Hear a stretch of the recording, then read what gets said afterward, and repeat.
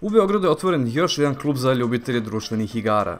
U Resavskoj 78, odmah pored kulturno-umetničkog društva Brašović, nalazi se Hidra Tabletop Gaming klub, a mi smo naravno bili ovog vikenda na otvaranju kluba, između ostalog i da jedemo kiflice. Kiflice. Tom prilikom posetioci su mogli da probaju gomilu društvenih igara, kupe neke nove igre na popustima, a mi smo tu priliku iskoristili da popričamo sa jednim od osnivača ovog kluba. Moje ime je Stefan, ja sam jedan od vlasnika kluba društvenih igara Hidra. Poznat sam u ovom svetu kao Gile.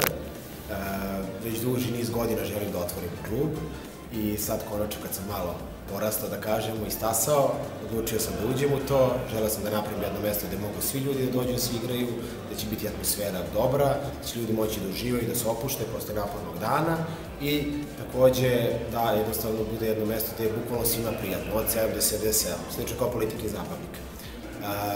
Klub se nalazi u Resavskoj 78, igraće se sve vrste društvenih igara, uključujući Magic the Gathering, najpopularniju kartičnu igru na svetu.